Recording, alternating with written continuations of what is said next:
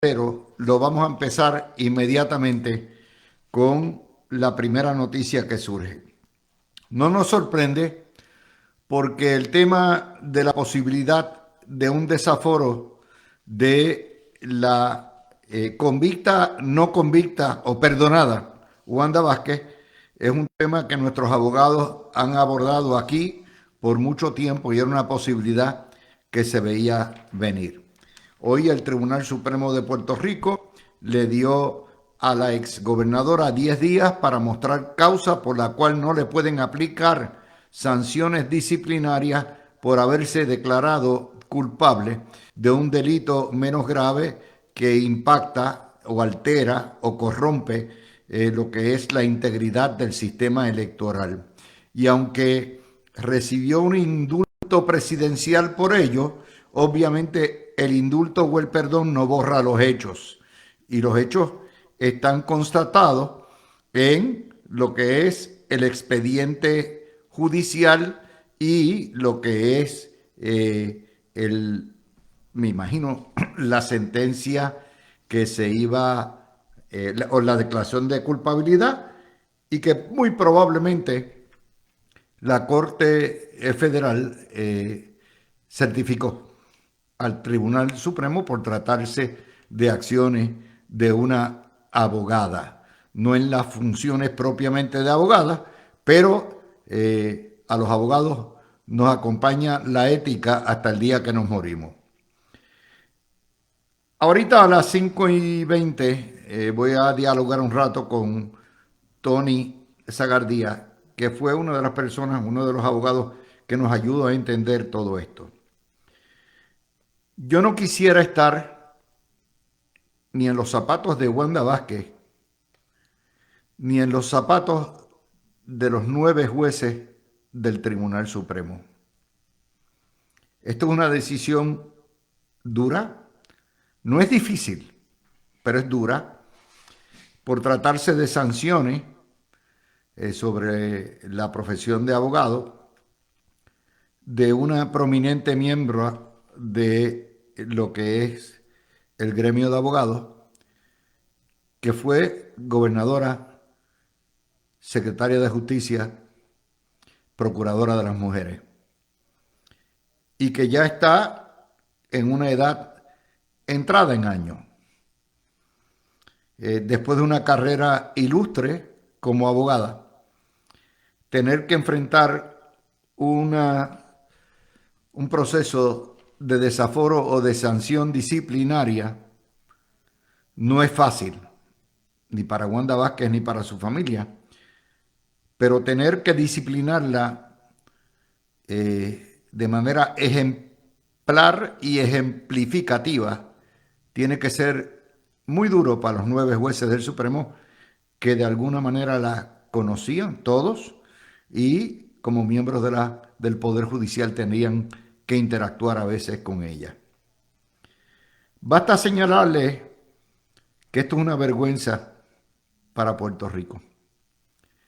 Que tengamos una gobernadora, la primera, que se declaró culpable por un delito menos grave, pero que sí constituye depravación moral en la medida en que erosiona y destruye la confianza pública y el balance que debe existir en el proceso electoral.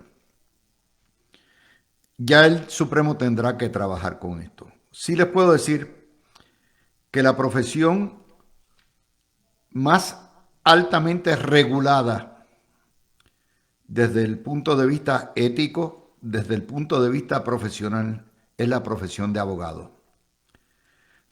Probablemente el Tribunal Supremo de Puerto Rico, en su honrosa historia, ha creado una de las jurisdicciones más exigentes con sus miembros y ha aplicado varas más o menos uniformes con un código de ética que le aplica al abogado desde que se despierta a las 6 de la mañana hasta que duerme y aún inclusive durmiendo. Vuelvo a repetir, no hay profesión más reglamentada en términos de ética que los abogados de Puerto Rico. Y yo estoy seguro que esto no es una cuestión político-partidista ni ideológica. Esos 9 jueces que tenemos en el Supremo son tan buenos, tan profesionales y tan íntegros como lo es la juez Silvia Carreño, que tuvo que tomar decisiones difíciles, pero rectas y honorables en este caso. ¿Qué va a pasar? Pues ahorita a las 5:20 le vamos a dar los detalles con Tony de las posibilidades que hay de frente o que enfrenta Wanda Vázquez. Una tragedia familiar, institucional, y al Supremo, a mi entender, no le queda otro remedio que aplicar la misma vara que le ha aplicado a miles de abogados sancionados durante los últimos 50, 70 y pico de años, por lo menos, desde el establecimiento del Estado Libre Asociado de Puerto Rico. La segunda nota que tenemos para ustedes hoy dice, es interesante y confirma lo que le hemos dicho todo este tiempo. Dice El Nuevo Día hoy, atenta a la Junta de Control Fiscal al impacto del cheque de alivio. Lo interesante de esto es que confirma a la Junta lo que le hemos dicho, que no ha recibido la documentación que justifique el desembolso. Eso no quiere decir que la van a revocar o echar para atrás, porque la Junta, que es para mí la institución más corrupta que reina en este país, está caliente con la opinión pública. Y si echa para atrás una rebaja contributiva, se va a formar Troya. Jenny Sever González dice que la Junta estuvo en las reuniones. Bueno, pues está bien. Eso no quiere decir que aprobara esto. Pero ayer le comentábamos que parte de las malas costumbres y de las trampas que hace esta Junta es que nunca emite opinión hasta después que se actúa, no orienta a la legislatura ni al Ejecutivo y después viene, ¡ajá! Te agarré, gacha, virado. Eso es parte de la corruptela para autopreservarse en el poder. Así que yo insisto en que la Junta, si va a pasar factura basada en los criterios que dio en la carta del viernes pasado, echando para atrás la reforma contributiva, lo va a hacer precisamente en la reforma contributiva o después de la reforma contributiva, lo que haría peor. Ahora, de la nota que surge hoy del Nuevo Día, lo que tiene al frente el PNP para cumplir sus promesas electorales es tostón y medio. No es meramente dar las rebajas contributivas permanentes de la reforma contributiva que costaría 555 millones anuales aproximadamente. Ese bonito que nos dieron es un bonito provisional aplicable al año pasado únicamente. Pero de ahí para abajo, si no se enmiendan las tasas y no se enmienda el Código de Rentas Internas, entonces hay incumplimiento con la promesa. Al son del costo de 555 millones anuales. Eso no es lo único que tienen que cumplir.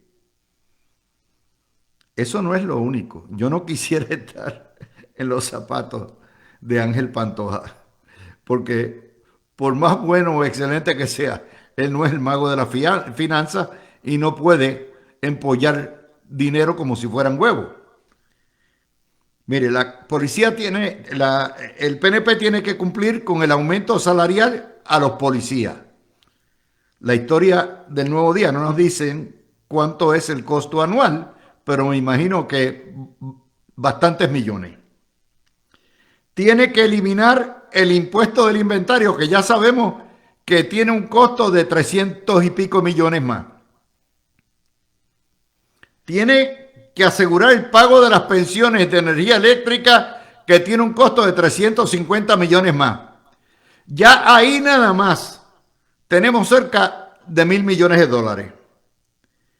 Y tiene que pagar los 90 millones o 98 millones que le deben a los maestros del pago magisterial. Si usted suma las misas sueltas, en este momento el PNP va a tener que hacer el milagro de los peces y de los panes porque tiene más de 1.100 millones de dólares en promesas electorales que cumplir de aquí al 30 de junio.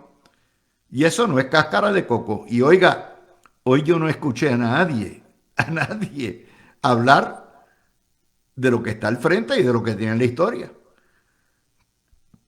Porque el chequecito que viene o el crédito o lo que nos van a dar, ya eso está ponchado y al otro lado, a menos que la Junta se meta a cuca y empiece a impugnarlo. Pero lo que viene, lo que falta, y a base de los criterios que estableció la Junta en su carta del viernes, el 30 de enero del año 26, esto es sucio, difícil de cumplir. Claro, el gobierno siempre puede recortar gastos, despedir gente, cejar agencias, hacer ahorros suficientes o puede imponer más impuestos. Pero eso ustedes saben que no va a pasar en el populismo de Puerto Rico. Así que le estamos haciendo un mapa de lo que viene. Amárrense los cinturones porque esto se va a tornar sumamente difícil en la manera y en la medida en que estemos acercándonos al mes de junio y no haya manera de cuadrar todo eso conforme a las exigencias de la Junta. La otra alternativa, por supuesto, es la que hemos sugerido aquí: legislen lo que le da la gana y que la Junta los lleve a corte para exponer el pus del colonialismo y del imperialismo en Puerto Rico y voten, traten de buscar un consenso que llegue casi a la unanimidad para que sea la voluntad total de los funcionarios electos del pueblo de Puerto Rico. Ese choque se tiene que dar. Ese choque tiene que venir. Y por lo tanto, es justo y necesario. Ya es hora, después del mangoneo de 10 años, estos títeres no tienen ni todavía. Si esta marometa contributiva no cumple con los parámetros de la Junta, entonces aún el presupuesto actual, que lo certificaron como cuadrado, que sería el primero, ya estaría descuadrado. O sea, estos cangrimanes llevan 10 años, han gastado 2.500 millones de dólares, no han cuadrado ni un presupuesto de 4 que necesitan, no han definido lo que son servicios esenciales, han permitido que municipios, corporaciones, agencias y gobiernos hagan lo que les dé la gana y lo único que les interesa es seguir chupando de la teta por los próximos 50 años. Eso es una realidad. Y ya es hora que ustedes abran los ojos. Esto no tiene nada que ver con ser rojo, con ser azul, con ser verde, con ser amarillo o púrpura. No. Esto es una cuestión de que aquí no hay vergüenza. La segunda nota que tenemos para hoy: Estados Unidos va a invertir en lo que son los aeropuertos nada más y las bases. 833 millones en mejoras de bases militares. Eso es Buchanan, Camp Santiago, Rupert Rose y Ramey. Y el impacto total en la economía es 2.000 millones de dólares en un año.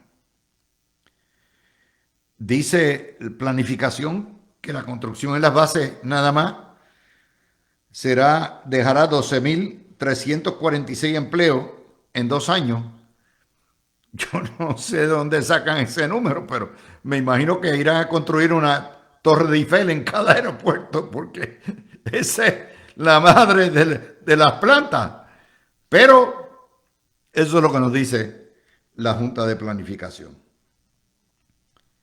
Hay buenas noticias, por otro lado también. Aquí es las verdes y las maduras. Si la Junta da el permiso, oigan bien, si la Junta da el permiso, nos tiene que dar permiso hasta para enchuflarnos. De verdad, no estoy vacilando. Se conecta una barcaza de generación de 200 megavatios en la bahía de San Juan, que va a estar conectada a Central San Juan, y va a suplir, esto es, reserva adicional. Y además, estará anclado el tanquero que de semana en semana va a venir a proveer gas natural al gasoducto. Esos son pasos de avance. Ese dinero que la administración de Trump está dando para tratar de resolver el problema. Y eso es lo que la prensa no cuenta. La prensa dice, cancelaron 350 millones para las placas comunitarias. Sí, las cancelaron, pero están pasándolo a otros lados. A lo que son plantas, generadores y servidores de reserva de energía eléctrica. Pero eso no se lo van a decir. La tercera nota que tengo para ustedes. Ustedes saben, el comunista dominicano ese que anda por ahí, que dice que representa a toda la comunidad dominicana y es un fast tren. Desmentido. En Puerto Rico hay 33.529, 37.135 extranjeros con estatus legal permanente, con ciudadanía, con residencia, con visa, con permiso, expedidos legítimos. La vasta mayoría son dominicanos. De esos 37.000, 33.529 son elegibles para naturalizarse. O sea, están en fila para, ya tienen su tarjeta verde, ya tienen, para hacerse ciudadanos americanos. Y se hacen ciudadanos americanos teniendo, ¿verdad? Tiene que pasar una prueba, tiene que tener un récord limpio, tiene que tener 5 años residiendo en Puerto Rico o 3 años residiendo en Puerto Rico y estar casado con una ciudadana americana. Esos están lo que se llama en Citizenship Track. Y aquí no se han tenido que cancelar ceremonias de ciudadanía. Los tribunales están atendiendo los casos. Esto no es de los que captura ICE y se los lleva porque no están en trámite o porque han cometido delitos.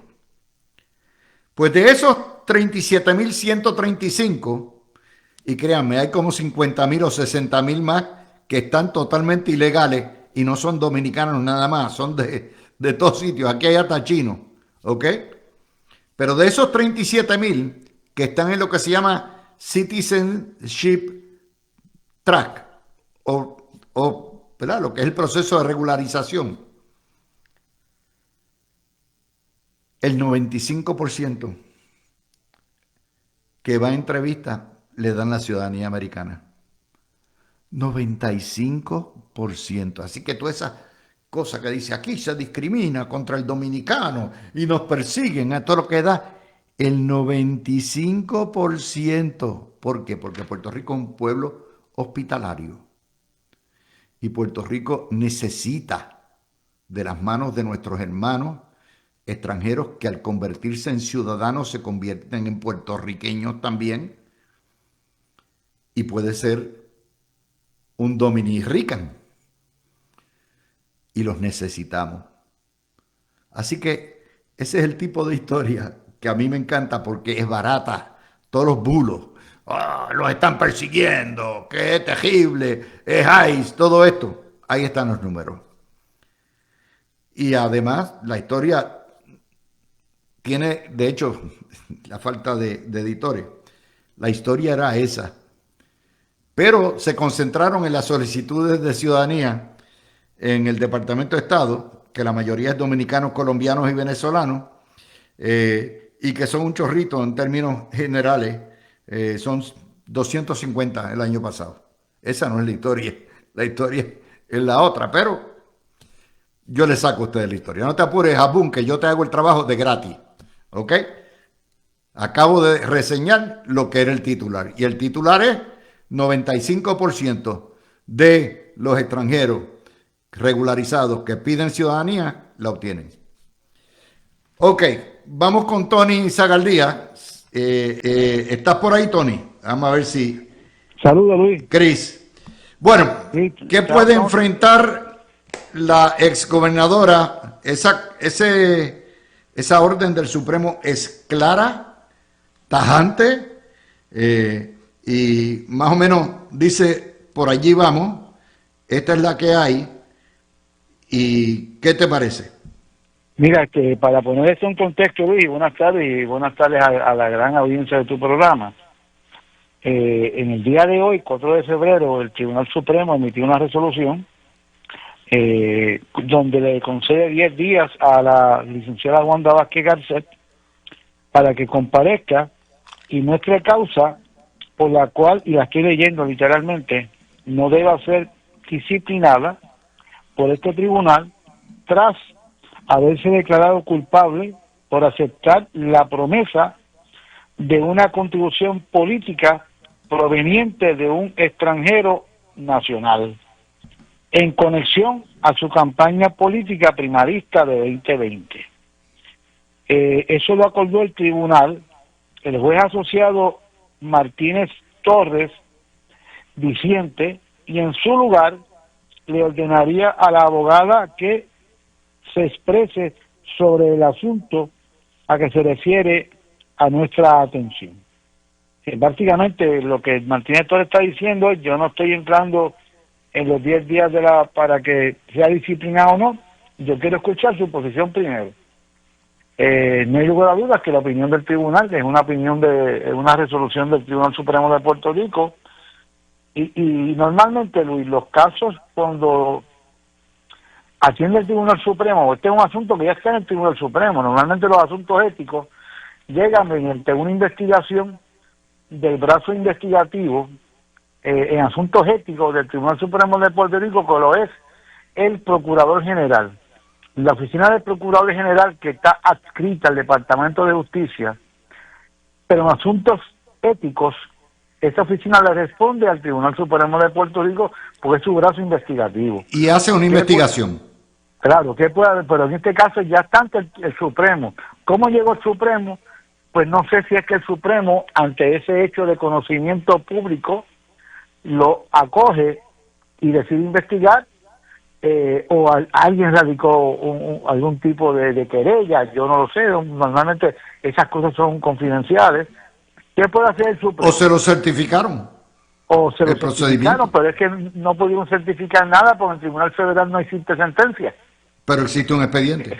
Existe un expediente, pero O sea, no tiene que haber una sentencia para que haya un referido al Supremo. Lo que pasa es que, por ejemplo, un abogado falta de respeto o cualquier cosa. Cuando hay sentencias de abogado a nivel federal, sí, la Corte Federal le notifica al Tribunal Supremo de Puerto Rico y se lo certifica. Aquí, en este momento, a nivel federal, existió un caso inicial, fue archivado.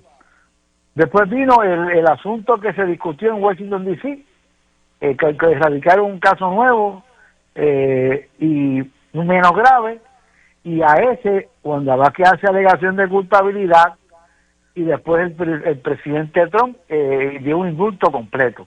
Pero la alegación de culpabilidad está ahí. Pero el perdón borra los hechos. No, en el caso de Okay. Rolo Silva, que en paz descanse, Rolo Silva, que era abogado, radicó una vez un pleito, le radicaron en un tipo de querella y el Supremo resolvió que el indulto elimina una convicción, elimina una acusación, pero para los abogados no elimina los hechos. El Tribunal Supremo reserva jurisdicción en estos asuntos, aunque haya habido indulto, En el caso de Rolo Silva fue indulto del gobernador. Si el Supremo en este momento va a seguir la misma tónica, la misma jurisprudencia, pues yo no sé, porque si el Supremo de Condora Rolo Silva es diferente al Supremo que ahora mismito está bajo Wanda Vázquez. Ahora, ¿qué puede hacer el Tribunal Supremo? Ahora, déjame aclarar algo, ¿verdad? El hecho de que, me parece, no he leído, no tengo el documento ante mí, pero la diferencia de los jueces son 9 y Martínez Torres es el que dice que tiene una opinión distinta. No es una opinión distinta sobre ver el caso, es sobre el término, si bien entiendo. Es procesar la diferencia. Martínez Torres quisiera escuchar primero. Exacto, pero vamos a escuchar. De Wanda Vázquez, antes de tomar decisión si van a o no o disciplinar. Ahora, Wanda Vázquez tiene que comparecer. Claramente tiene que comparecer por escrito. Asumo que se buscarán unos abogados que tengan conocimiento en estos asuntos éticos, que no son comunes y corrientes para los abogados. Hay abogados especializados. Ahora, ¿qué puede hacer el Tribunal Supremo? Acoger, leer la alegación de Wanda Vázquez. Y si entiende que esto se debe ampliar, le puede decir al Procurador General de Puerto Rico, investigue. Yo quiero que investigue esto. Y someta un informe. Claro, y sometamos un informe. Ahora, aquí hay una controversia que es fácil, en el sentido que uno la puede identificar. Hubo una alegación de culpabilidad por un caso menos grave. Eso está ahí, y el indulto no elimina los hechos. El Supremo puede decidir fácilmente el caso mediante el contexto, si ese menos grave implica depravación moral o no. Los casos graves es un desaforo automático. Una vez se certifica la sentencia, el Tribunal Supremo desafora por convicción de delito grave. Ahora mismo no hay una comisión de delito menos grave, hay una alegación. Aquí va a haber una controversia si una promesa de campaña, una promesa económica, una contribución en una campaña primarista, si el haberla recibido, que no la recibió, envuelve o no depravación moral. Si el tribunal resuelve que eso no implica depravación moral, pues entonces pues siempre concentra su jurisdicción. Adiós. Ahora sí, para si su casa, depravación moral, pues entonces el Supremo tendrá que decidir. Pero no hay lugar a dudas que Wanda Vázquez tiene que radicar el escrito, y esto ha sido bien rápido, porque aquí la controversia puede que el Supremo diga, mira, aquí lo que hay una controversia no de hecho, porque cuando hay querellas de abogados siempre hay una controversia de hecho, si el abogado hizo lo que le dicen o tiene ninguna explicación. Aquí hay una alegación de un menos grave, de aceptar una promesa de un extranjero en una campaña primarista. Y yo creo que la controversia es si Wanda Vázquez puede convencer al Tribunal Supremo, no de que no hizo la alegación, porque los hechos están admitidos, si ese tipo de hechos constituye o no un hecho de depravación moral. Y ahí es que yo creo que Wanda Vázquez tiene que concentrar su alegato, y si el Supremo quiere extender la investigación, tengan cuidado, porque ¿qué puede hacer el procurador Luis? Ahí hay 2 testigos que tuvieron casos y fueron archivados, que fueron los cómplices.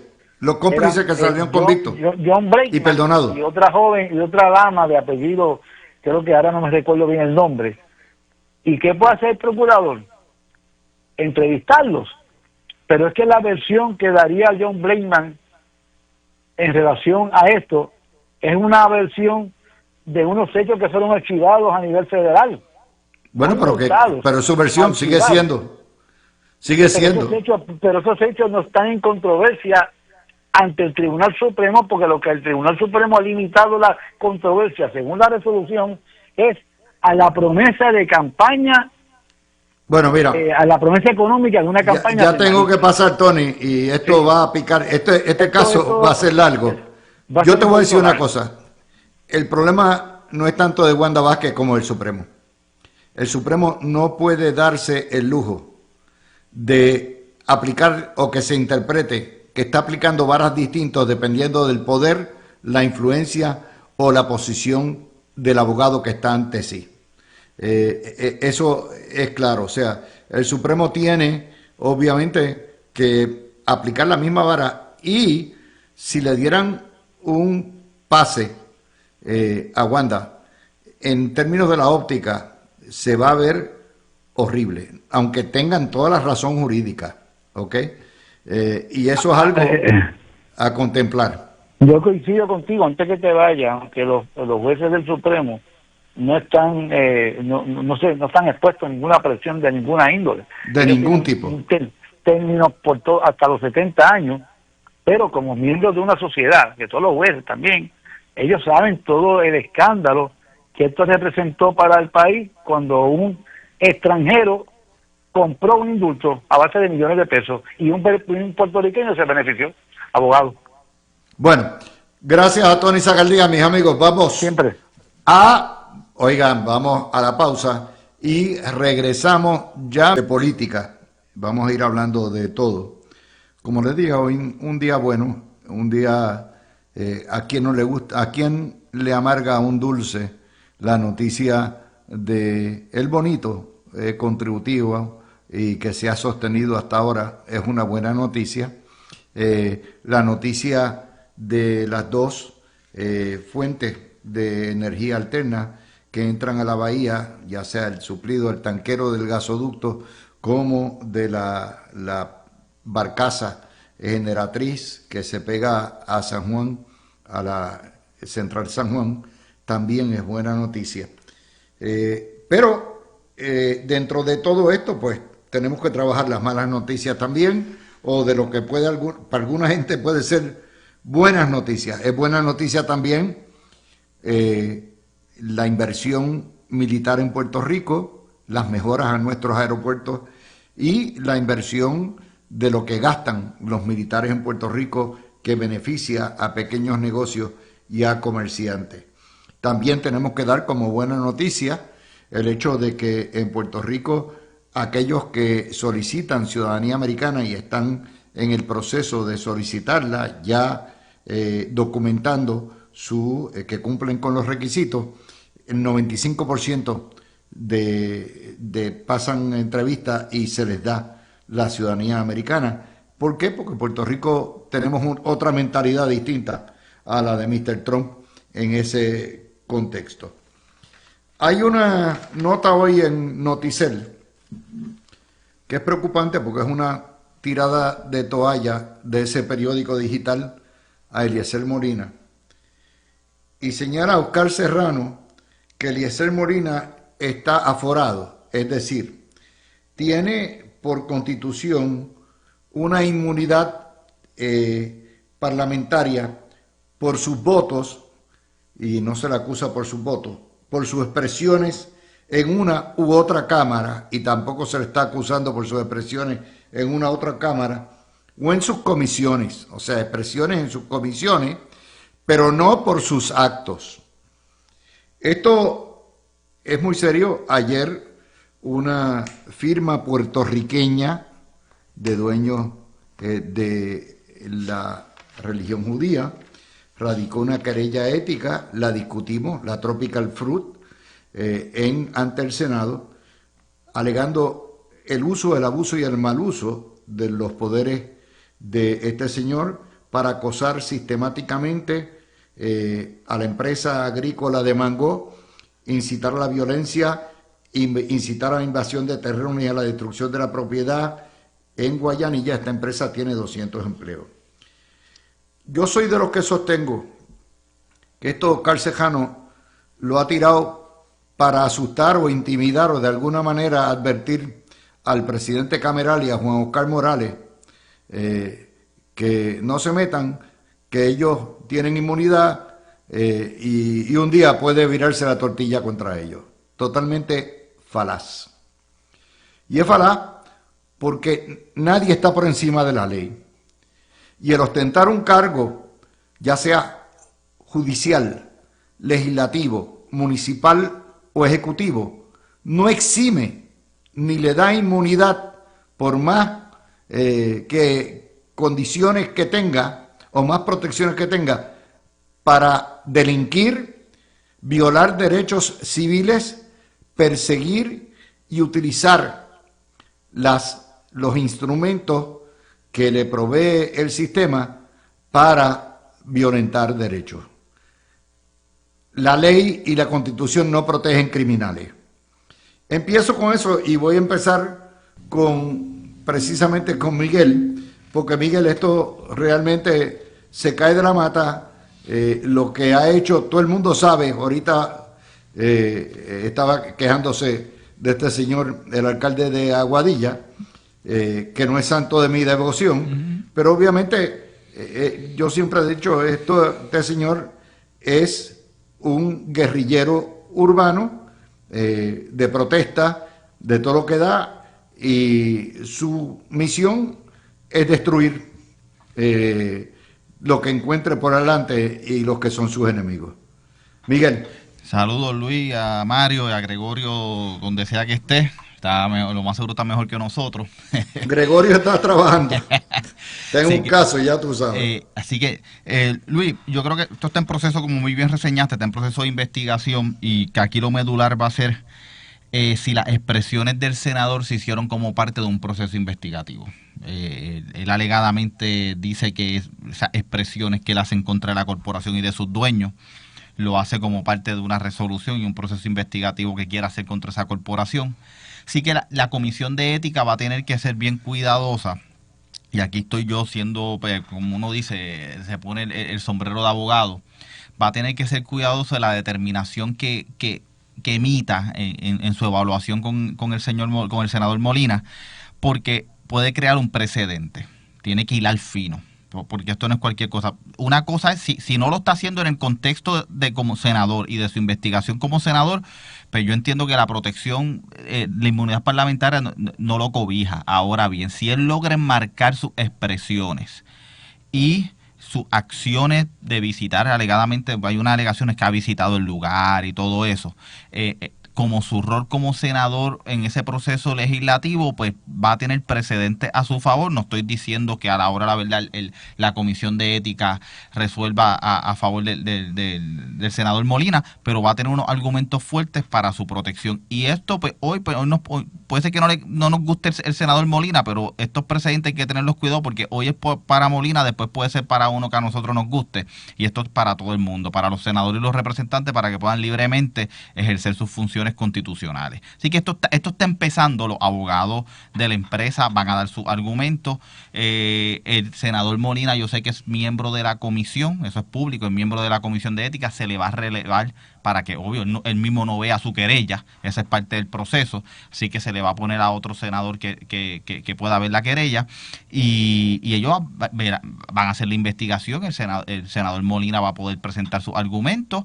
Me imagino que contratar a un abogado, esa sería mi recomendación como abogado, que contrate un buen abogado que lo pueda representar, como la compañía lo tiene, y la comisión responsablemente va a hacer su investigación, presentará su informe, y el cuerpo, que es el soberano, el Senado, el que va a tener la última palabra. Pero yo siempre digo que hay que tener cuidado con estas cosas, de un lado y de otro. O sea, es verdad que la protección está para que uno pueda expresarse, el senador pueda libremente ejercer sus funciones, pero eso no puede ser carta blanca para que los senadores y los representantes lo utilicen para mancillar reputaciones o para perseguir a una entidad o a una persona. Así que esto es una lección para todos los senadores y todos los representantes de hasta dónde esa protección llega. Y esto va a llegar de verdad, me sospecho que va a llegar a los tribunales, y veremos. Hace tiempo no vemos una jurisprudencia dirigida a la inmunidad parlamentaria, y yo entiendo que esta situación va a dar de qué hablar.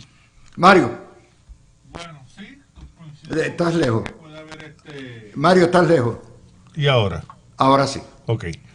Es que como han puesto aquí cosas nuevas, está bien bonito. Entonces, pues, es la falta de práctica, Luis. Entonces, mira, puede haber un precedente, ¿verdad?, jurídico de parte del Tribunal Supremo. Hay que ver, porque aunque hay un derecho, ¿verdad?, hay una inmunidad parlamentaria que cobija a los legisladores, y esa inmunidad se extiende hasta las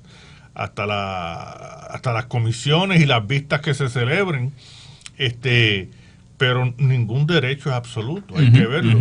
Pero tú sabes, todo el que conozca el historial y los estilos de Eliezer Molina, sabe que Eliezer Molina es un agitador y es un provocador y es una persona que es selectivo en las luchas y en las protestas que hace. En el caso de La Parguera, hay una serie de dueños que él sabe quiénes son, y él no ha hecho protesta alguna, solamente se quería meter en la casa de los suegros de la gobernadora. Uh-huh. Y Eliezer Molina, pues, es una persona que se ha dedicado a eso, a agitar, a provocar, a hacer un estorbo público. Y lo triste del caso, Luis, es que él ha cogido tanta exposición pública que no me extraña que en las próximas elecciones vuelva y salga electo. Pero no como rating, sino como candidato independiente. Y Mario, y estoy totalmente de acuerdo, y yo creo que lo cuidadoso que hay que tener aquí es que tal vez a mí no me gusta el estilo de Eliezer Molina, no me gusta el estilo, tal vez las causas que le está llevando, pero si la está enmarcando dentro de un proceso legislativo, pues yo, sin tener todos los elementos de este caso, no estoy adelantando un juicio, pero si se puede probar que la está enmarcando dentro de un proceso legislativo legítimo, uh-huh, pues yo tendería a protegérselo, porque hoy es Eliezer, mañana puede ser uno mío que pueda ser fogoso y que también está haciendo una fiscalización fogosa de algo que a mí me guste, uh-huh, y que yo conteste con eso, y que quiero que también se le proteja. Yo no lo estoy haciendo por Eliezer. O sea, Eliezer es lo de menos. Para mí es la figura, y lo que protege la figura y la inmunidad parlamentaria, que no es absoluta, por eso digo, lo tiene que marcar dentro de una acción legislativa válida. Y eso es y eso va a ser materia de prueba y de discusión si los alegados insultos que dice el propietario de la entidad corporativa que él hizo, y la alegada persecución que le está planteando en la querella, pues si se prueban, si él lo que está diciendo es, mira, es que me está investigando, está haciendo una investigación legislativa, pues mira, eso es parte de su trabajo. O sea, hay que ver. Por eso digo, esto va a dar de qué hablar, y ambas partes, eso va a ser materia de prueba en la comisión, y la comisión rendirá un informe. Si lo hizo así, pues entonces, ¿verdad? Está protegido. Pero está pasando un sustito. Sí, pero hay que verlo. Que aprenda. Los hechos determinan el derecho, vamos a ver. No pasa ningún sustito. Hoy es un día, hay luto en la prensa de Estados Unidos. El venerable Washington Post, uh-huh, votó una tercera parte de su plantilla laboral. Le están echando la culpa al dueño, al jefe de Amazon, Jeff Bezos. No, eso es pura politiquería. Todos los periódicos escritos en papel están perdiendo la camisa en todo Estados Unidos y en Puerto Rico. Primero porque las tintas se han trepado, el papel también, el costo de la empleomanía, y encima de eso hay un patrón de que la gente los ha dejado de leer y de comprar. Y eso se debe esencialmente a una razón sencilla, y es los teléfonos celulares, los medios digitales, los blogs, toda esta cuestión de lo que son el streaming, los servicios por la vía de streaming, la inmediatez, el surgimiento del ciudadano periodista, o sea, sí, que el ciudadano trae información. Uh-huh. Todo eso ha hecho irrelevante, y lo estamos probando aquí. Cuando mañana sale la noticia, prácticamente aquí ya se comentó el día anterior, y entonces encima de eso la radicalización y la polarización de los medios por escrito también ha tumbado anunciantes.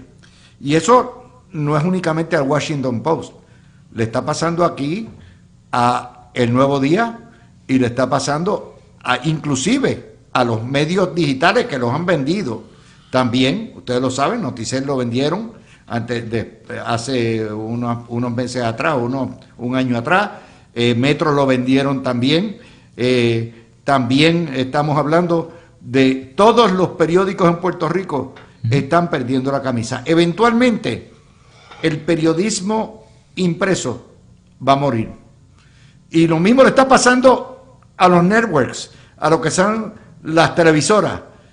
Lo mismo, las caídas en audiencia han sido brutales, de Guapa, de Telemundo, Tele 11, y mientras más se radicalizan, menos gente los ve. Y la gente dice, espérate, a las 7 voy a prender Netflix o me voy con Amazon Prime. Cójalo ahí, porque me parece que es interesante eso. Por ejemplo, Luis, en el Canal 4, ¿qué motivación tengo yo y tiene mucha gente de ver a Juan Dalmau analizando? Porque lo que él hace no es un análisis, él comenta, él hace sus comentarios. Sí, y le cayeron encima a Gelpi, pobre Gelpi. Sí. No, Gelpi dijo esto me lo impusieron, estos son órdenes de la empresa. Pero en el caso, tú acabas de mencionar una frase clave, y es el periodista ciudadano. Uh-huh. Y eso viene de principios de este siglo. Uh-huh. Y quien analizó eso con un libro fue Ignacio Ramonet, el español que dirige Le Monde, la versión española de Le Monde Républicain allí en París, con un libro titulado La explosión del periodismo, y él habla de eso que tú acabas de decir aquí. Y aquí en Puerto Rico el único que ha hablado de eso eres tú, históricamente. Y lo otro es, Luis, que la prensa, en el caso del desprestigio o de la falta de estima por parte del pueblo hacia la prensa, pues es un fenómeno que ya no solamente es de Puerto Rico, es mundial. Mira, hace 2 años la empresa encuestadora Gallup hizo una encuesta para analizar, para medir la estima del pueblo en distintas instituciones. ¿Quiénes salieron primero? Las iglesias. Y lo increíble es que la policía, la figura del policía, sacó más del 50%. Ahora, la prensa sacó menos del 20% y los congresistas sacaron el 8%. O sea, la prensa en los Estados Unidos, al igual que en Puerto Rico, porque aquí está pasando igual, por la estima del pueblo está por el piso. Y eso, la misma prensa se lo ha buscado. Sí, Luis, coincido con su análisis. Yo tengo aquí los 3 periódicos y estaba haciendo un ejercicio de ver los anuncios. Y la gran mayoría de los periódicos sobreviven, por lo menos lo que se publicó hoy, de los edictos y los avisos de los gobiernos municipales. Uno ve páginas de avisos, de subasta y de edictos. Hasta que la legislatura diga que se pueden hacer digital y se acabaron. Aquí voy. Eso va. Que hay proyectos de ley en ese camino ya, Luis. Hay proyectos ya que ya se aprobaron en el Senado, están en la Cámara y uno en la Cámara que ya va a estar en el Senado. Así que pronto eso estará en el escritorio de la gobernadora. Porque sale más barato. Claro. Así, eso le cambió las reglas del juego a los periódicos. La tecnología, el hecho de que la gente, ahora mismo, yo tengo compañeros en la oficina que estaban viendo un juicio que está bien sonado ahora en los tribunales en un YouTube de un periodista independiente que lo estaba narrando. O sea, entonces la gente está buscando información en otros medios y no está entrando a los portales de los periódicos principales. Igual que ahora mismo yo no compro los periódicos en papel, yo lo busco todo digital. Yo también. Lo busco todo digital y la gente, lo que están invirtiendo en mercadeo, dicen, ¿para qué voy a pagar un full page en un periódico en papel? Si lo puedo pagar en la versión digital, o pago por Facebook o por Instagram o por X, por cualquiera de esas plataformas, invierto dinero y le llego a la gente de otra manera. Así que esto está cambiando el paradigma. Lo que le pasó al Post hoy está pasando a nivel local, está pasando a nivel internacional, y lo seguiremos viendo. O sea, esto en los próximos años es una reconfiguración de lo que conocemos como los medios de comunicación. Los periódicos en Puerto Rico todos los días se hacen más irrelevantes. La que no pierde nunca vigencia es la prensa, la radio, por su inmediatez, por su versatilidad, porque tiene mucho más balance que la prensa escrita, porque respeta al radio oyente, y mucho más balance que la televisiva, y no les digo profundidad. O sea, tú no puedes comparar profundidad de lo que se discute y se hace en cualquiera de nuestras radioemisoras con las porquerías de telediarios que tienen. Eso es así. No, yo no veo eso. Y ha ido a menos. Y está ahí. ¿Ah? Ha ido a menos, pues yo recuerdo con mis diferencias que yo joven, cuando era más joven, el domingo, la edición de domingo, aunque yo... Eran 220 páginas. Era otra cosa, o sea, uno podía sacar información de mayor profundidad, eso ha ido a menos. Ahora la edición del domingo es como que, no, esto es, olvídate. Así que ya lo saben. Bueno, cuando vengamos vamos a discutir las últimas encuestas de Jennifer González y vamos a discutir después del primer mes de alta publicidad y alta presencia del gobierno, y vamos a discutir también las pretensiones de Héctor Luis Acevedo, que nos tendría en la edad de los cavernícolas electoral. Vamos a regresar.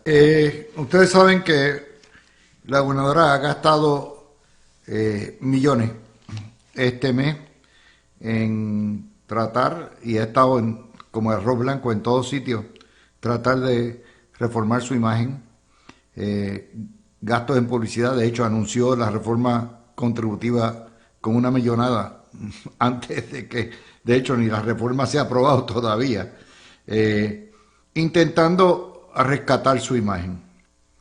Lead Data, que es la empresa que le hace sondeo de mercadeo a gran parte de la patronal, todos los meses le da seguimiento. Y esta vez dice las calificaciones de mala o malísima de su labor bajaron de 44 a 38%. Perdóname, las calificaciones de malísima, 44 a 38. Aún así, o sea, bajaron 6 puntos. El 58% dicen que el desempeño de la gobernadora es malo o malísimo. Y usted diría, bueno, pues más o menos, ya ganaron por 42%.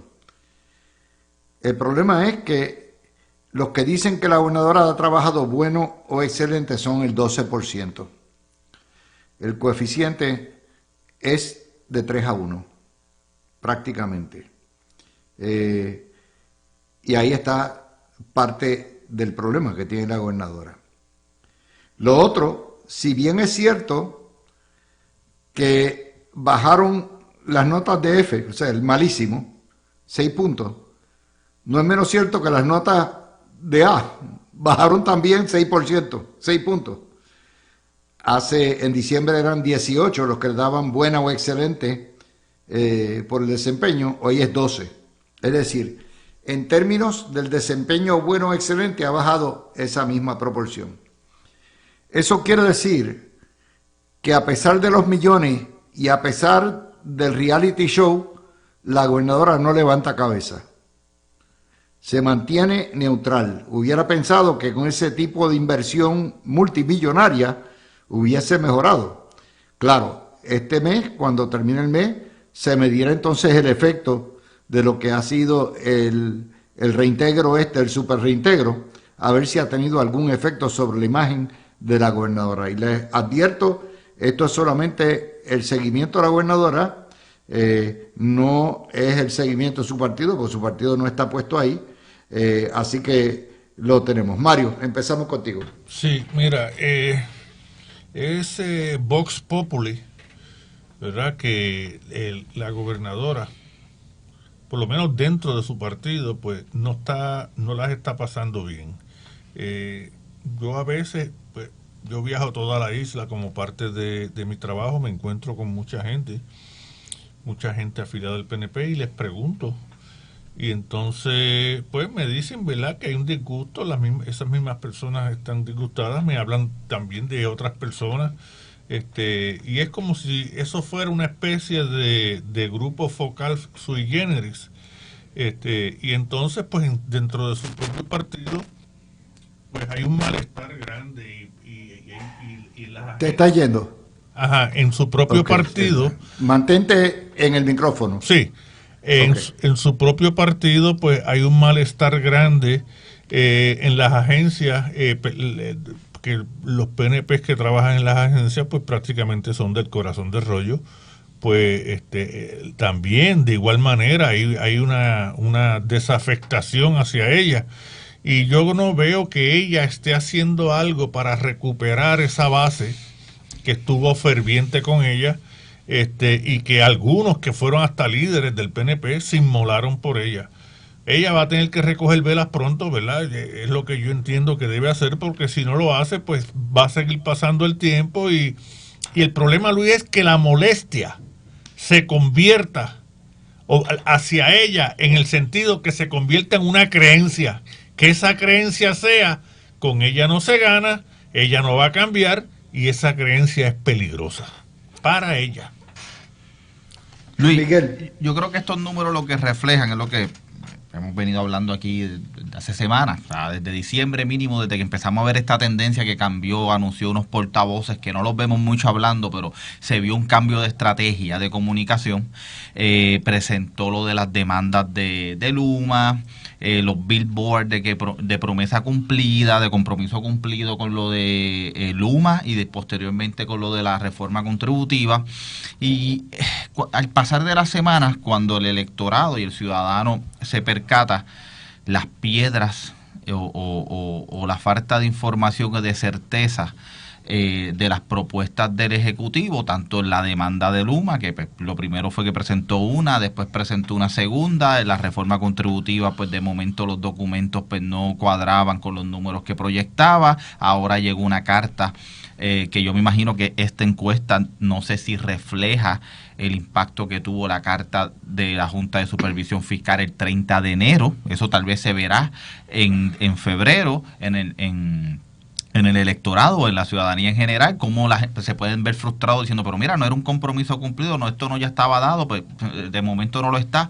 Hay que ver el impacto ahora con lo del el crédito reintegrable, los alegados $5,000, si la Junta los permite o no los permite.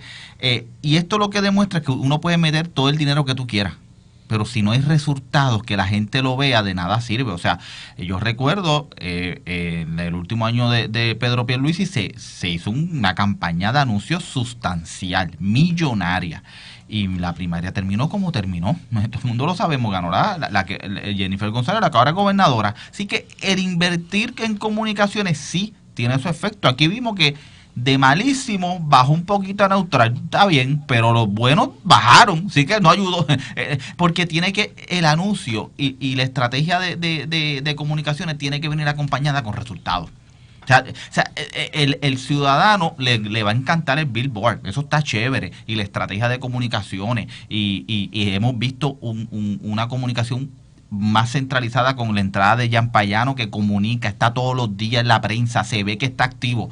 Pero el problema es que, ok, puedes comunicar bien, pero ¿se está comunicando resultados o lo que se está haciendo es tratando de comunicar los problemas, salir de los problemas que están entrando la administración? Eso es lo que está viendo la ciudadanía. Y yo creo que si la Junta le autoriza los $5,000, vamos a ver tal vez un repunte en febrero/marzo, pero si no se lo aprueba, los números de febrero y marzo van a estar bien tétricos, porque la gente va a decir, pero no me diste ningún alivio, aunque no sea culpa de ella, sea culpa de la Junta. Pero el problema es que anunció antes de tener el resultado y la gente ya tuvo una expectativa y estas son las consecuencias, lamentablemente. O sea, hay una buena intención de Fortaleza. Fortaleza quiere bajar las contribuciones, sí, y todos queremos bajar las contribuciones. Sí. El Senado, la Cámara, yo no le estoy adjudicando una maldad a Fortaleza. Ellos quieren bajar las contribuciones porque quieren cumplir. Pero el problema es que la estrategia de comunicación, de decir, ya cumplí con presentar el proyecto, mira, la ha traído problemas porque la gente dice, pues me mentiste, me vendiste unas expectativas que ahora la Junta te dijo que no porque tú lo sabías, porque se supone que tú estuvieses hablando con la Junta y me vendiste que compromiso cumplido. No, el compromiso cumplido no es el proyecto presentado, es el resultado, es el proyecto aprobado y que el contribuyente, el pueblo, lo siente. Y yo creo que eso va a traer problemas. Y pues, tiene tiempo todavía para otra vez hacer otra estrategia de comunicaciones y no vender muchas expectativas que tú no puedes controlar, porque la gente después te pasa factura, pienso. Yo les decía a ustedes, lo poquito gusta, lo mucho empalaga. Aquí hay una cuestión de overkill. Todo este teatro virtual donde el gobierno se ha convertido en un productor de contenido, prácticamente influencer, y están donde quiera. Van a Madrid, se retratan con el Real Madrid, van para esto, se retratan con el Rey. Todo eso, en vez de producir admiración, lo que produce es resentimiento y derroche. Y lo que proyecta es derroche. Toda esta campaña empalagosa de millones y millones de estar en baile, botella y la baraja no hace ningún efecto. Sí, Hay gente que puede decir que chévere, Miss Universo viene para acá, le van a dar dinero aquí para traer turistas, pero te cuesta más y es contraproducente y lo estamos viendo. Eso no empieza todavía. Las garatas, recuerden que antes de haber el acuerdo que se logró este fin de semana, desde el 1 de febrero hasta el lunes, lo que había era garata en la legislatura, entre la legislatura y la fortaleza. Garata no meramente por los nuevos impuestos que querían poner y el impuesto al sol. Garata por la cuestión de la eliminación de las escoltas. O sea, esto ha sido una detrás de la otra. De nada te vale tú montar una imagen de que el matrimonio está perfecto, de que todo está bien, si adentro de la casa se caen a palo. Y todo lo que hemos visto durante el mes de enero ha sido violencia doméstica de parte de Fortaleza con los legisladores, al punto de que le quitaron los destaques al senador de San Juan. Ustedes lo saben. Sí, eso viene desde diciembre. Sí. Y fíjate, Luis, porque la gobernadora tiene unos atributos políticos extraordinarios. Ella es un animal político y entonces... Bueno, para mí no son extraordinarios, son puramente mediocres. Bueno, pues pero está bien. Ok. Establecemos la diferencia. Exacto. Pero ella, en la calle, en el contacto persona a persona, ese es su fuerte. Porque la verdad es que ella te abraza a la gente, las atiende, habla con ella. Pero sin embargo, eso que hace no se ha visto que haya tenido una influencia en los números en las encuestas. Y pues por eso es que digo que ella va a tener que hacer algo, buscar gente, que la gente, el rebaño disperso, ella tiene que buscar el rebaño disperso y buscar gente que estuvieron con ella en la primaria, que son gente que se sienten que los echaron para el lado, que los abandonaron, y gente que fueron líderes del PNP que se inmolaron por ella. Claro. Si bueno, ella mira, no Mario y Miguel, Jennifer González no tiene más carisma que lo que tenía Ricardo Rosselló. No tiene más carisma que lo que tenía Alejandro García Padilla. Alejandro las mujeres lo apretaban, iban a buscarlo. Aparte que Alejandro es un tipo de verdad que se deja querer. ¿Ok? Y Ricky tenían hada, lo que se llama. Y mira lo que le pasó a los dos. O sea, no confundas cómo recibe la gente a sus líderes. Aunque después te digan por la otra esquina, es una porquería, por cara. Pero no confundas eso con lo que es la aceptación. Y estos son los primeros indicios. Obviamente, una golondrina no hace verano. Cuando yo vea los primeros 3 meses del patrón que se establece en esta encuesta de Lead Data, y cuando vea obviamente la del Nuevo Día. La del Nuevo Día es el make or break para ella. Vamos a ver qué trae la del Nuevo Día. Esa baja en primavera, salvo que se la apunten, ¿verdad? Porque tengan alguna cosa pendiente que quieren que la aprueben. Pero, sí, es verdad. Miguel. Mira, y creo que el ejemplo de Alejandro y de Ricky es perfecto, porque aquí uno ve como la combinación del carisma, pero la ejecución de Ricky. Yo recuerdo Ricky cuando arrancó en el 2017 con todos sus proyectos legislativos de los presentes y se veía un movimiento. Tú podías estar de acuerdo o no, pero tú sabías que se estaba moviendo la cosa. Tenía proyectos de reforma laboral y un montón de temas. Y él se veía en control, su carisma, y que él estaba moviendo la cosa. El gobierno lo estaba transformando con su visión. Vuelvo y repito, de acuerdo o no de acuerdo. Alejandro era lo mismo. Alejandro, tú podías estar de acuerdo, carismático, pero Alejandro lo que se lo llevó es la falta de ejecución en su gobierno y la crisis que le tocó vivir. Podía tener toda la carisma del mundo, pero si no podía resolver y ejecutar, pues se lo llevó, como dice, se lo llevó pateco. Y lo mismo veo, es mi preocupación que esté pasando aquí. La gobernadora es sumamente carismática, por eso ganó, y ganó como ganó. Una cosa es cuando uno hace una campaña en oposición y va ganando una elección cuando no está en el gobierno, pero cuando estás en el gobierno tienes que tener las dos, tienes que ser carismático y tienes que ejecutar. Así que aquí falta una pata, que la percepción sea cierta o no. para uno ser justo, sea cierto o no, la percepción de un sector grande del electorado es que no hay ejecución, no se siente. Pues la gobernadora está tratando de que pues, voy a redoblar el esfuerzo de comunicación para que la gente lo vea. Ahora, lo que se está viendo en los números, por lo menos reciente entre diciembre y enero, que es cuando esa campaña millonaria de comunicación se está viendo, es que no está cambiando mucho, lo están moviendo a neutro.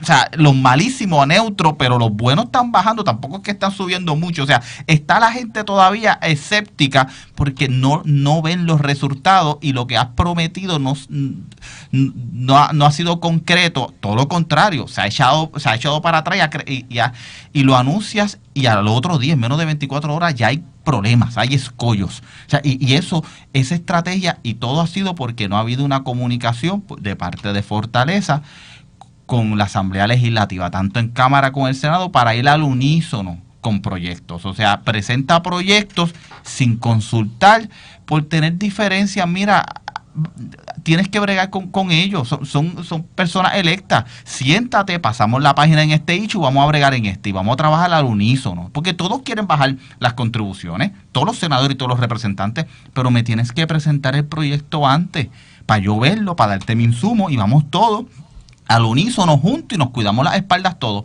Y lo que se demuestra una y otra vez es un proceso un poco de improvisación y de falta de comunicación entre los poderes políticos que causan este tipo de cosas, que los números no se estén reflejando positivos por más millones que ponga. Con Alejandro García Padilla, Luis y Miguel, los chistes eran hacia él. Ahora, en la actualidad, los chistes son hacia el esposo de la gobernadora. Yo no sé qué efecto tenga el chiste, porque el chiste, como decía Chayowicz, el chiste lo que hace es que desmerece, devalúa, le quita valor y ridiculiza a la persona de la que se hace el chiste. Y los chistes es un arma de doble filo, o sea, el humor es un arma de doble filo. Pero hasta ahora hay chistes, pero son pocos. Vamos a ver cómo se desarrolla la cosa, porque el chiste es un termómetro en la política. Bueno, les traigo otra que tenemos que desmontar esta mañana, y yo se la desmonté a Héctor Luis Acevedo, que lleva 50 años, desde los tiempos de Abuelito, él como comisionado electoral del PPD, hablando de fraude electoral y que se roban todas las elecciones. El Partido Popular ya se ha opuesto al que se expanda el voto adelantado, que es decir, que tú puedes ir 2 semanas antes a ir a votar a un centro de votación, a 50 años. Se han opuesto al voto por correo y dice que el voto por correo es el fraude, es el desastre, la terminación de la democracia. Y yo le puse lo siguiente: primero, el voto por correo no se lo inventó el PNP. El voto por correo viene de Estados Unidos desde la Guerra Civil, cuando la Guerra Civil dividía a la familia, los soldados estaban afuera. Y entonces el gobierno federal se inventó el sistema de que los soldados y los que estuvieran desplazados votaran en su lugar y enviaran por correo el voto. ¿Ok? En este momento la mayoría de los estados tienen voto por correo, al punto donde hay 8 estados donde el voto es exclusivamente por correo, no hay urna. ¿Ok? Son California, Hawái, Colorado, Nevada, Utah, el Distrito Columbia, Vermont y Washington. Nebraska y otro estado permiten que los condados determinen si va a ser exclusivamente por correo o si va a haber centros de votación. Y 2 estados permiten distintas variaciones con distintos requisitos. Así que esto existe. De hecho, recuerden, el Partido Popular se oponía al colegio abierto. ¿Okay? El Partido Popular se ha opuesto a todas las reformas de mejora y de facilitación del voto electoral. No se les olvide. Pero aparte de eso, hay una realidad que tenemos que reseñar, porque yo lo que yo le llamo un terrorista electoral, viene metiendo miedo con esto y con distintos cuentos en todas las elecciones desde el año 1980. ¿Ok? Y es lo siguiente. Y la desenvolva cada 4 años. Y lo repite y la prensa lo cita a él como la máxima autoridad y no pega una. En ese periodo de 1980 aquí, Puerto Rico ha celebrado 12 elecciones.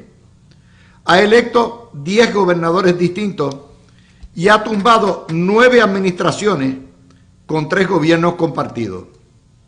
Ningún tribunal jamás ha anulado elección alguna, ni municipal ni estatal, en Puerto Rico por fraude, y mucho menos por fraude por correo. Ningún gobernador ha logrado reelección en este siglo. Mire qué clase de fraude. O sea, esto es parte esta es la refundación del Partido Popular. Back to the future. Esta gente son, electoralmente hablando, cavernícolas, son neandertales. Y en vez de estar facilitando el voto y dando más sugerencias y diciendo, no, vamos a votar por correo para todo el mundo y vamos a darle suficientes recursos a la Java para que pueda tener el personal para atender esto. No, ellos lo que son es, no se puede. Mario. Luis, bueno, en las elecciones pasadas, con el voto por correo. Y las del 20. Sí. Y las dos elecciones fueron buenas. Sí. Claro. Y Luis ganó en buena lid. Y ganó en buena lid Jennifer González. Y ganó en buena liga en las pasadas Pablo José. Claro. Y con el voto adelantado entró Eliezer Molina. Voto por correo, seguro. Eliezer Molina y el PIB. ¿Cuántos legisladores tiene? 5 es que tiene. Por Sí, la 3 en cláusula la de minoría. Cámara, sí. Ujú. Pero entraron por ley de minoría bajo un sistema de voto por correo. Y entonces, ¿cuántos alcaldes salieron electos? 42 alcaldes populares. La mayoría. Pues mira, ¿cuál es el problema? El problema es, detrás del argumento de ellos, lo que está es la preocupación de que como el PNP tiene un mejor equipo electoral que los demás partidos, porque es un equipo electoral, pero extraordinario, ¿sabes? Estaban con Edwin Mundo, que Edwin Mundo es extraordinario en lo electoral. El mismo Tomás Rivera Chat, aunque no es el comisionado electoral, pero él fue comisionado electoral y sabe un montón y está pendiente de su partido. Y el PNP es una maquinaria aceitada en lo electoral que recoge todos esos votos, esos votantes para que ejerzan el voto por correo. Y el trabajo que se hizo para las primarias, Luis, fue extraordinario. Pero si los demás partidos no tienen ese equipo que tiene el PNP, eso no es culpa del sistema electoral ni del PNP. Ellos pues que creen, el Partido Popular hubo una época que tenía un equipo electoral extraordinario y siempre está poniendo excusas. En el 80, Luis Acevedo nunca le llega ni a los pies a Eudaldo Baez Gali. Sí, pero es el maracachimba. Sí, pero el Partido Popular en el 80 se oponían cuando la ley electoral que se aprobó en el 77, a finales del 77, se oponían a la tarjeta electoral. Exacto. Yo me acuerdo que Severo Colbert decía que había mucha gente que no se querían retratar porque tenían complejo y que de feo. Lo dijo Severo Colbert, yo me acuerdo, fue mi primer voto. Y entonces pues se ponían al colegio abierto. Imagínate que eso. fue un éxito. Y desde el 80 para acá ha habido siempre colegio abierto. No, y no solamente eso, se opusieron al escrutinio electrónico. Si no hubiese sido por el escrutinio electrónico que lo trajo el Partido Nuevo Progresista, Sí. los del PIB no sacaban los votos que sacaban, porque aquí en colegio, en la urna, si no se pasaba el escrutinio electrónico, todo el mundo sabía lo que pasaba con esos votos del PIB. Vamos a dejarnos de cosas. Gracias al escrutinio electrónico, los senadores están contando los votos democráticamente todo el mundo. ¿Y quién propuso el escrutinio electrónico? No fue el Partido Popular, fue el Partido No Progresista. ¿Qué está proponiendo esta reforma electoral, esta enmienda? El voto adelantado presencial.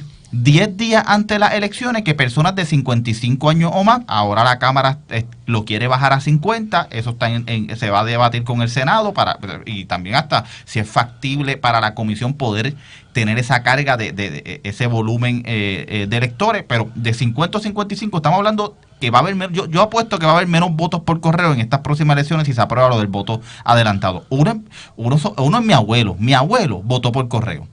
Y él le encanta votar presencial. Él con el voto adelantado presencial va a querer ir 10 días antes del evento y va a querer votar en la cancha en Aguas Buenas donde sea el colegio que vayan a poner del voto adelantado presencial. Y el Partido Popular Y lo quiero decir porque yo recuerdo que el comisionado residente, cuando estaba en su campaña de la elección, él hizo un anuncio con sus señores padres endosando el voto por correo. Yo recuerdo haber visto ese anuncio diciendo cómo sus padres votaron por correo, invitando a los populares a votar. Y yo lo que quiero ver si él va a ser consistente con esa política y va a desautorizar a Héctor Luis Acevedo, que no hable por el Partido Popular con esas posturas. O sea, porque es una postura de perdedores. Es como que, ay, voy a perder. Mire, no, compadre, usted tiene 3 años. El Partido Popular tiene un equipo electoral joven que ahora se tiene que enrollar las mangas y demostrarle al Partido Popular de Puerto Rico que va a tener los funcionarios, va a tener la capacidad de ganar con las reglas del juego, como siempre ha sido. Pero eso de estar con violines turcos y llorando y metiendo miedo es de perdedores. O sea, y el comisionado residente el presidente del Partido Popular tiene que pararse y decir, yo no autorizo estas expresiones, nosotros vamos a correr con las reglas del juego, las vamos a enmendar después porque no creemos en ellas, lo que quieran decir, pero nosotros vamos a ganar con estas reglas. Y eso es una posición de un ganador, de un competidor. Voy a correr con ¿cuántos funcionarios de colegio necesito? 4,000, pues los 4,000 los voy a tener. Pero ese es otro problema, Miguel. No tienen esa visión. Ese es otro problema. A los partidos se les está haciendo bien difícil conseguir funcionarios electorales. A todos. En las elecciones antepasadas, me dijo a mí, mi ex esposa en Bayamón, que la noche antes, en un municipio bien PNP, estaban buscando la noche antes funcionarios de colegio porque no los tenían completos. ¿Y por qué? Nadie quería trabajar. Pero gracias al escrutinio electrónico se necesitan menos funcionarios. Exacto, porque exacto. Eso protege a que se toquen las papeletas ilegalmente. Porque el elector pone su papeleta dentro de la máquina y ya se contó. Y eso protege a la democracia y el voto del elector. Así que hace falta menos funcionarios. El problema del Partido Popular es que no tiene un equipo electoral que vaya a buscar a ese elector de 55 años o más, que es su demográfico también. Sí. Ese es su demográfico, personas mayores, y decirle, mira, deme su información para que vote por el Partido Popular. Pero mira, si ellos no tienen ese equipo electoral, es porque no tienen pueblo. O sea, eso es un reflejo de que no tienen pueblo. Tienen que montar ese equipo y ganar, que le ganen al PNP, y si quieren hacer las enmiendas, que las hagan, pero que dejen el violín turco y ese mensaje y ese canto de perdedores. Sí. Para otro lado. Y las filas que hay pero para es el votar. mismo cuento. O sea, el mismo Héctor Luis ha tenido el mismo conejo en el sombrero desde el año 80. Sí. Y viene, y entonces tú miras los resultados. No ha habido una sola elección revocada por fraude. No. Todo el sistema ha funcionado. Cuando ha habido casos, los tribunales los atienden. El fraude es imposible porque hay 5 o 6 partidos verándose unos a otros. El voto por correo está constatado porque el elector tiene que enviar fotocopia de su tarjeta del padrón y eso se constata en la Java por todos los funcionarios de colegio. O sea, todo esto son excusas baratas para excusar que van a coger una paliza con el candidato que el PNP ponga. Pero si Luis, en el 2004, que el juez presidente del Supremo, Hernández Denton, firmó la opinión mayoritaria, de eso dicen, a mí no me consta, pero que aparente y alegadamente la firmó y que en el aeropuerto. Ok, pero ahí se reveló que habían papeletas que con tintas distintas en una misma papeleta, una cruz bajo la insignia y otra al lado de un candidato que se convertía eso. Pero oye, en un ¿qué mayor fraude y eran legalizado que los pibazos? Eran tintas distintas. ¿Qué mayor fraude legalizado que los pibazos? Claro. Sí. Y eso lo instigó Héctor Luis también. Exacto. ¿Y qué hizo el Partido No Progresista? Mira, no se sentó a llorar, se reorganizó y ganó la próxima elección. Sí. Dimos una pena en el 2008. ¿Y qué hizo el Supremo con los pavazos? No, porque fueron pavazos en el 80, pibazos fueron en el 2004. En el 2004, sí. seguro. ¿Y qué hizo con los pavazos? El PNP perdió el caso en el Supremo porque el Supremo dijo no, la intención de... Voy a explicar qué es lo que pasa. El Partido Popular sabe que todo este esfuerzo de traer melones no le está funcionando. ¿Por qué? Porque los transfugas que eran populares soberanistas hicieron ya el cambio emocional al PIB. Y no importa lo que pase, el PIB tú no lo bajas de 20 y pico % largo. No lo bajas de 20 y pico %. Y ellos saben, por más independentista, por más nacionalista, por más guerrillero que se pinte el huevito, que es antinatura, o sea, es contra todo lo que él proyecta, ¿verdad? Pues básicamente saben que no van a llegar, por lo tanto están buscándose las excusas para decir nos robaron la elección. Y Luis, por eso quieren que corra por San Juan, se lo quieren sacar de la papeleta estatal. Claro. Porque es que saben que en la papeleta estatal, como quiera, le va a hacer daño. En San Juan ellos dicen, mira, está bien, montamos un andamiaje electoral, aunque no tengamos un buen candidato popular en San Juan, pero me lo saco de la papeleta estatal y puedo ver y puedo tratar de que ese voto que votaba por Dalmau, como va a estar en San Juan, me preste el voto a Pablo, a la gobernación. Por eso es que están metiendo ahí para ver si se va para San Juan. Y el PIB, que es un partido ideológico, el PIB lo más seguro va a decir, no, Dalmau va de nuevo, porque si nosotros no ganamos, lo que queremos es hundir al Partido Popular. Queremos otra vez ganarle, que nosotros llegue No al segundo. necesariamente. Yo te puedo decir una cosa, en una elección entre tres, el PIB puede colarse. O sea, si el PIB sostiene su piso electoral de 31% y coge un poquito más, y el PNP baja 10 puntos, esto es una cajera entre tres. Y a lo mejor entre dos, porque atrás quedaría el Partido Popular. Y va a haber mucho popular que si las encuestas tienen a Dalmau bien cerca, van a cruzar y le van a dar el voto castigo al PNP votando por Dalmau. O sea, nunca descarten eso. Los que piensen, ¿saben por qué? Porque el voto ideológico es pega permanente, salvo que tú lo abandones como está pasando en el PNP.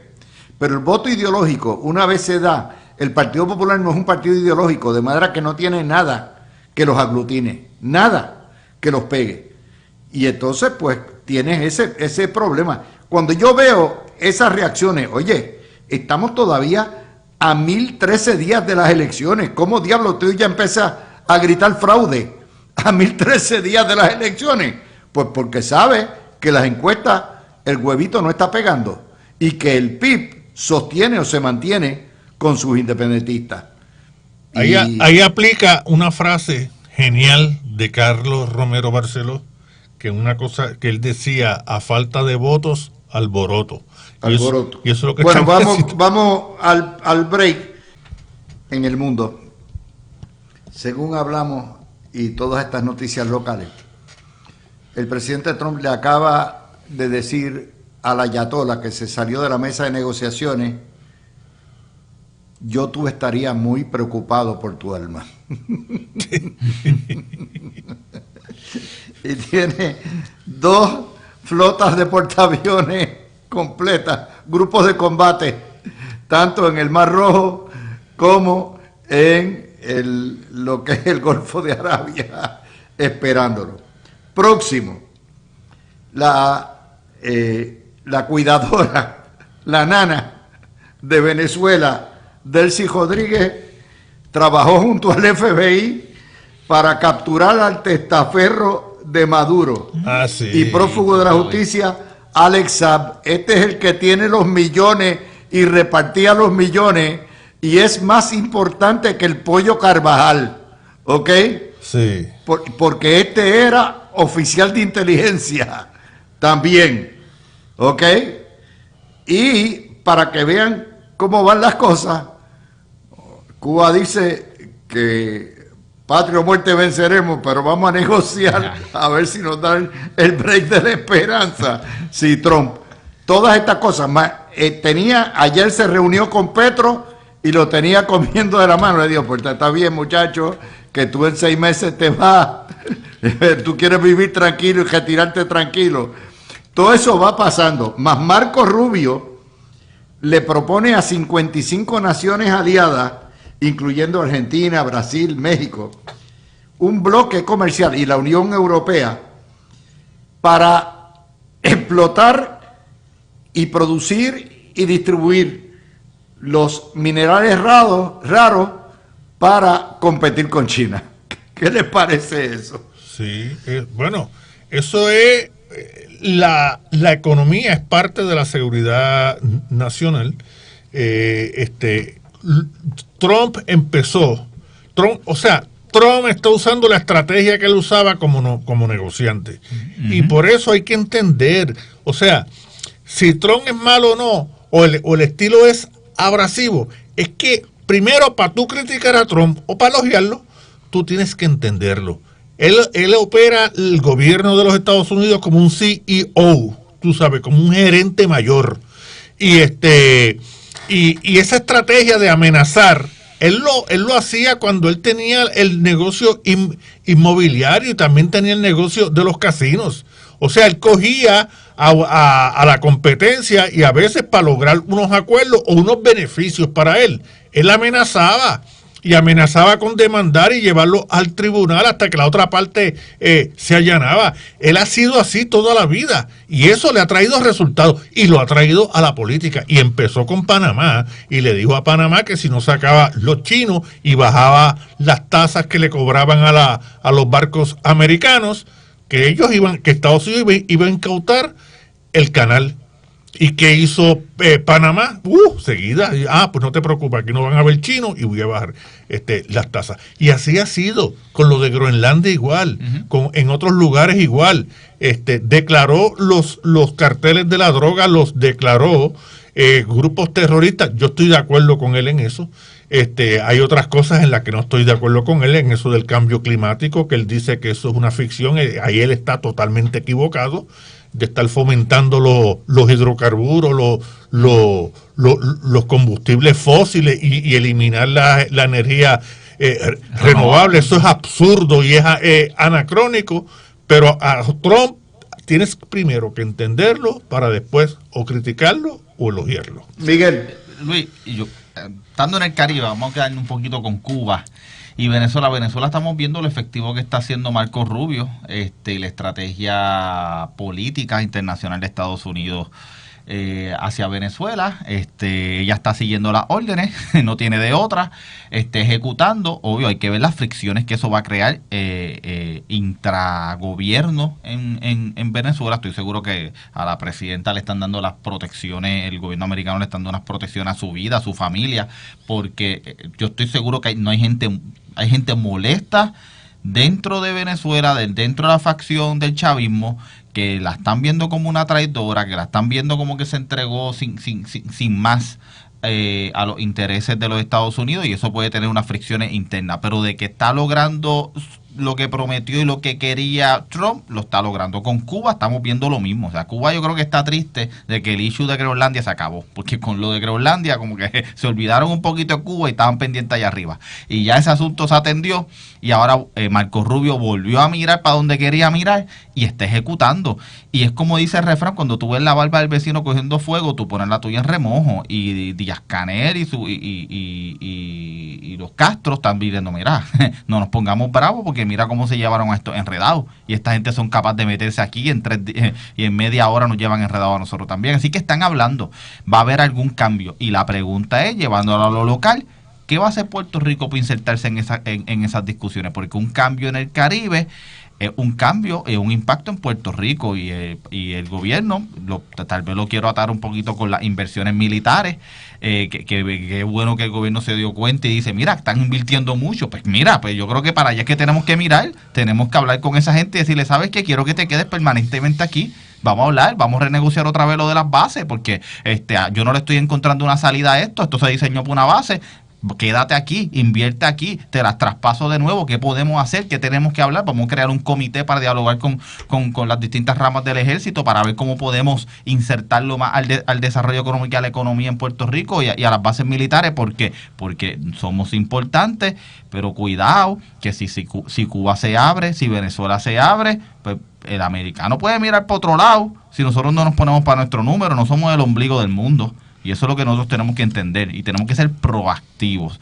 Y estos cambios que se están dando en el Caribe, que a nosotros nos competen, tenemos que movernos. Y esta noticia de hoy de las inversiones billonarias, el impacto que ha tenido la presencia militar en estos últimos meses, tenemos que tomar nota, y como gobierno estadista y como gobierno PNP tenemos que hacer un acercamiento a las ramas del ejército e invitarlos a que se queden permanentemente, no solamente como un impacto económico, sino como una visión ideológica de acercamiento a la nación en camino hacia la estadidad. Y eso es algo que tenemos. Bueno, lo otro que tenemos que estar pendientes es el gobierno socialista de España está pasando legislación para poder criminalizar los bulos. O sea, el medio que haga noticias que entiendan que es falso, lo van a criminalizar. Y las expresiones de odio que ellos determinen que existan en las redes sociales. Esto es un atentado brutal contra la libertad de expresión que está pasando en toda Europa. El Reino Unido anda por ahí mismo. Ayer se le metieron en Francia a las oficinas de X, de Elon Musk. O sea, la libertad de expresión está bajo ataque en ese contexto, y ya están quemando en España el gobierno socialista Pedro Sánchez los últimos cartuchos, porque este año los vuelan del poder, y está ahí, pero hay que velar que no vengan estos títeres aquí a copiar lo mismo, porque aquí todo lo que pasa allá se lo vienen a copiar para acá.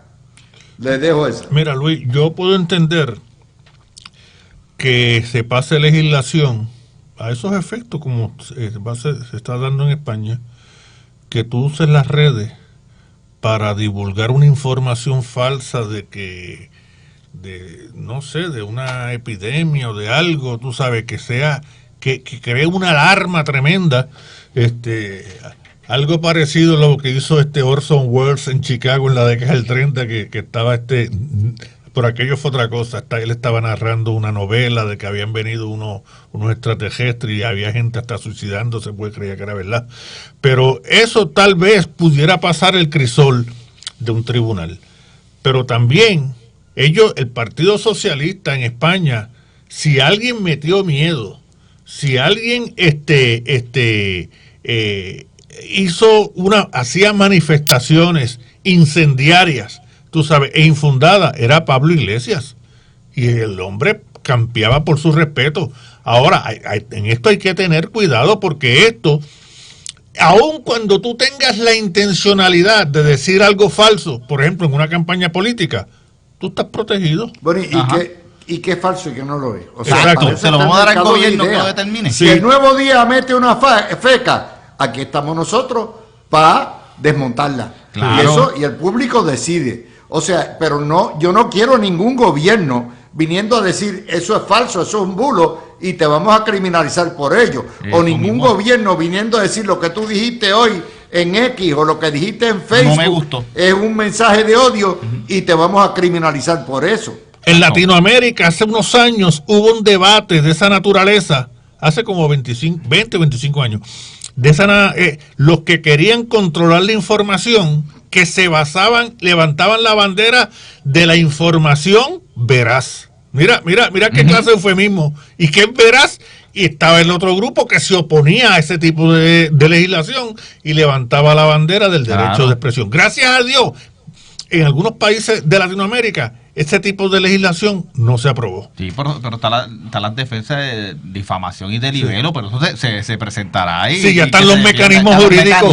Sí, y además la libertad de expresión. Difamación y libelo, hay un subvertiente criminal también. Claro. O sea, y claro, tienes que probar todos los grados, más allá le hace daño, todo ese tipo de cosas. Pero lo que les estoy diciendo es, yo no quiero a ningún burócrata del gobierno, nadie diciendo y velando mis redes sociales o lo que yo digo o hago al aire para juzgarlo porque es o de odio. Miren, les voy a dar el mejor ejemplo de eso. Maten al PNP, es una expresión de odio. De odio. ¿Ok? Ahora, ¿por eso vamos a meter preso a Bad Bunny? No, esa es su opinión. Sí. Claro. Y la solución a eso es contrarrestarlo. Es decirle, mire, compadre, usted no le desea la muerte a todo un sector político. Y esto está mal. Imagínese que le digamos, maten al PIB o maten al eso. No se puede decir eso. Eso no se puede decir. Yo jamás lo diría. No, por lo tanto, vamos, entonces, para eso está el mercado de las ideas. Claro. Para eso está el mercado de las ideas. Tanto y así que las elecciones demostraron que funciona. Bad Bunny usó su dinero, invirtió, qué sé yo, me dio $1.800.000 en promover su campaña. El Partido No Progresista y los otros sectores también se defendieron y llevaron su mensaje y el electorado votó. ¿me entiendes? Libre y escogió, y fue sabio en cómo escogió. Por eso el mercado de la idea y de la libertad de expresión y de la democracia. Aún los extremos, como en la campaña del 80, donde el Partido Popular y el PSP de Mari Brás acusaban a Carlos Romero Barceló de asesino. De asesino. Ajá. Que nunca pudieron probarlo. Exacto. Después Hernández Colón Bueno, es que nunca se probó. en privado, Nunca. en privado se disculpó con Carlos Romero Barceló y se hicieron hasta amigos. Y Carlos Gallizá, en su libro de la historia del independentismo titulado Desde el Are, cuando llega a Maravilla, él no menciona a Carlos Romero Barceló para nada. Pero aún así, aquellos ataques brutales contra Carlos Romero Barceló no hubiesen llegado a un tribunal en cuanto a una demanda. No, lo hicieron fuerte, fue comisionado 8 años. Sí, sí. Lo que nosotros estamos haciendo aquí en este programa es abriendo el mundo de las noticias en Puerto Rico. O sea, estamos abriéndole a Puerto Rico que hay un mundo de noticias que nos afecta y nos tocan a todos. Explicamos cómo lo que pasa en España nos puede afectar, cómo lo que pasa en Venezuela nos afecta. Todo eso, porque es la primera vez, o sea, este año 25 fue providencial y en eso la mirilla ha estado al filo de la navaja en abrir al mundo, como la prensa en Puerto Rico censura y no da, mire lo que está pasando en Irán, no lo cubren. No, hay miles y miles de muertos por los ayatolás y no lo cubren. Pues nosotros aquí, por lo menos, no tenemos televisión, no tenemos telediario, no tenemos periódico, pero esta es nuestra manera de decirles a ustedes esto es lo que está pasando. Y se lo ocultan por esto y por esto y por esto. Y es bueno que ustedes sepan, o sea, el caso de Delcy Rodríguez es que los comunistas entregaron a los comunistas, se convirtieron en chivatos, con tal de salvar su pellejo, frente a Trump, que los ha apretado, y a Rubio, están entregándose unos a otros, están choteándose. Y, Pues mira, muy bien. y quién sabe si cobraron de la recompensa. Bueno, lo de Alex Saab va más allá, porque Luis, este era el maletín. poderoso caballero es don dinero. Ahí va, y algún día se va a saber los dineros que mandaron a Puerto Rico, quiénes son los agentes, a quiénes le pagaron, tanto los cubanos como los venezolanos, como los nicaragüenses. Un día se va a saber a quién mantuvieron, quiénes eran sus blogueros y sus influencers. Todo eso lo vamos a saber. Y se van a abrir los cofres de la inteligencia, créanme. Se van a abrir los cofres. Y va a salir barbaridades.